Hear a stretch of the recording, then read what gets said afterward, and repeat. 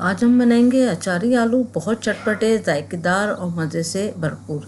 आप इसको गरम गरम पराठों के साथ खाएं, पूड़ियों के साथ खाएं, बहुत मज़ा आएगा, और घर की रोटी के साथ भी।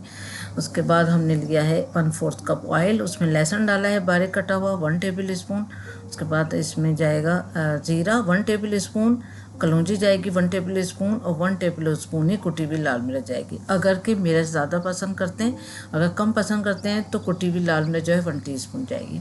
उसके बाद अच्छी तरह से करेंगे इसको मिक्स, और जब हल्का सा गोल्डन हो जाएगा लहसुन, तो फिर इसमें 5 हमने आलू स्लाइस में काट के डाल दिए। इसको हल्का सा करेंगे फ्राई। उसके बाद इसमें मसाले जाएंगे, लाल मिर्चें, कश्मीरी लाल मिर्च 1 टीस्पून, धनिया पाउडर 1 टीस्पून, भुना हुआ पिसा हुआ जीरे का पाउडर 1 टीस्पून, नमक 1 टीस्पून, और तलहार मिर्च 3 से 4 अदद।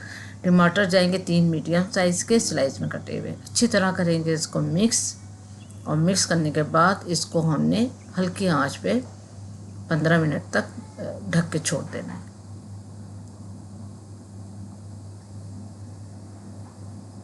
आलू जो है वो हर घर में बनते हैं, तरह तरह से बनते हैं, और जितनी बार डिफरेंट स्टाइल में बनाएं तो वो उतना ही मज़ेदार और जायकेदार होता है। तो बहुत अच्छी रेसिपी है, ज़रूर ट्राई करें। अब इसको 15 मिनट छोड़ते हैं। 15 मिनट के बाद फिर हमने देखना है, तो ये आलू गल चुके होंगे, पता चल जाता है, आलू बैठ जाते हैं।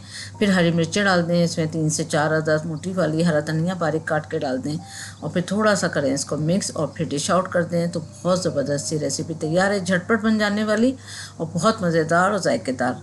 अगर मेहमान भी आए हुए हैं, या सुबह नाश्ते में चाहिए, या रमज़ानों में भी इसको बना के रात में रख दें और सुबह पराठों के साथ खाएं, तब भी ये बहुत मज़ेदार लगती है। तो ज़रूर ट्राई करें इस रेसिपी को।